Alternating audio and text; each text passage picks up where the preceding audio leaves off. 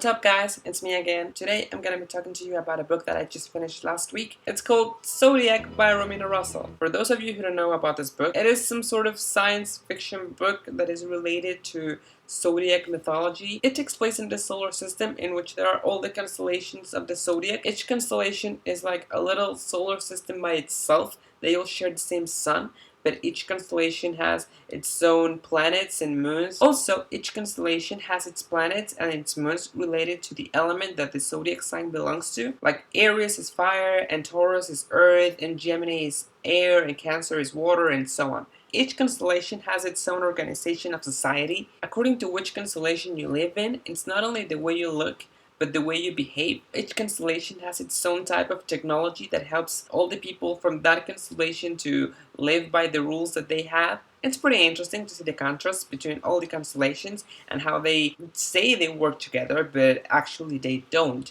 until certain events from this book begin to happen, and then they kind of have to. The main character is a girl named Ro. She's a teenager girl from the planet of Cancer. She's a student of this sort of people that they use technology to read the stars, and with that read the future of what is going to happen in their constellation. It's a little complex at the beginning because it has a bunch of new words and concepts. You see them in a school that it seems like a very traditional one, very conservative, but at the same time they have a lot of technology. So the story begins when one of the moons of Cancer is attacked. Ro happened to have foreseen that in one of her visions from the future from the stars, but no one believed her, and then it happened. So the plot of the book is that in her readings of the stars, she saw that all the planets were going to be attacked.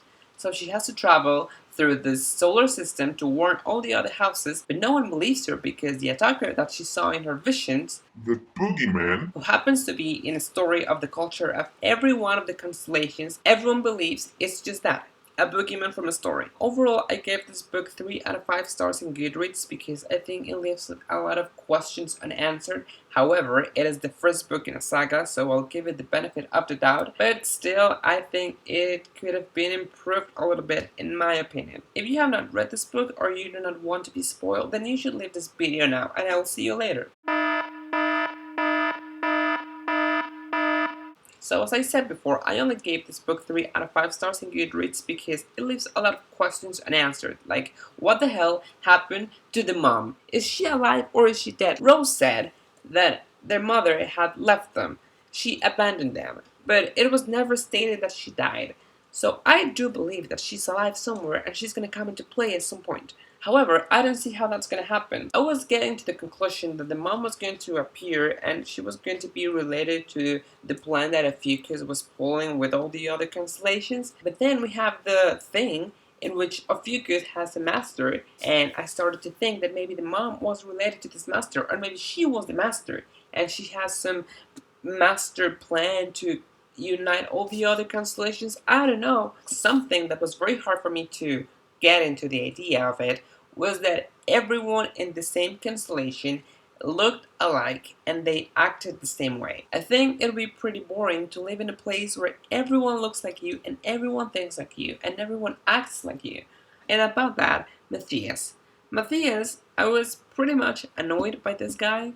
When they're in their mission with Hyson, things could have gone better if they had just followed Hyson's plan. But no, they had to do the honorable thing the Cancrian way. Are you not seeing the big picture in here, Matthias? You want to keep this girl safe, and you want to keep doing the Cancrian way. But you probably should not try to attempt doing both at the same time, because all hell is gonna break loose. And oh, it happened. Also, he never believed her. Never, not once, trusted her instincts. Like at first, he was mad at her because she was selected to be the guardian of Cancer, and then he apologizes to her because he should have been believing in her like all along, but yet he didn't do it because he was still not believing that it was Ophiuchus the one who had attacked all the other planets. Every time that Ophiuchus appeared, he was never around to see that, and then he died not believing it, unless he is not dead. I really don't want him back into play. All along, Ro was saying how she had always had a crush on him, but it was never reciprocal, and then it looked like it was, but then he died. Then Hyson comes into play, and he is like this super genius that builds androids. and he just hops around all the other planets doing whatever he wants with all the money and power that he can do because he's a guardian, but he has an android covering his back, so he can just pretty much do whatever he wants. That's the life. Although many times I have to admit, I believed he was gonna betray them. If I ever get my hands on the second book, I really hope that Moira is gonna wake up, get all the Guardians together, tell them that Fucus is real, and that they have to get their shit together to save each other because otherwise all of them are gonna be dead. Then Cassie, the whole plot line of being in Gemini, these people are obsessed with looking young, and so far I understand. But then, turns out they look like 11-year-olds, although they lived like for 300 years. They even look androgynous. That's just weird. I would be a little nervous being there. Something that I did like about this book, and I appreciated like all the details, that how every constellation has its own technology, like the waves that all the Cancers have. It's not the same as what the Sagittarians have, that is like a wristband, and then the Virgos have like a Perfectionary, that is like a book-like device that I keep thinking it's like a tablet, and then the Librans had the thing on their eye, and the Gemini have a tattoo on the palm of their hands. That was pretty neat, and I like that how since the beginning they describe the way each constellation works in order to keep them all united, how each one had their own characteristic that would bring the Zodiac together. Although no one is doing that anymore, but still they had intention at some point. The whole synergy thing, it was a little confusing at first. Then I thought, okay, maybe it's just like a network, like an internet network. You just go there and ask people whatever you want to know, and either you send a direct message to someone or you post it in an open blog waiting for someone to reply. I really have not much to say about this book. As I said, I liked it, but I did not love it. It took me like 3 weeks to finish it because I was doing projects at school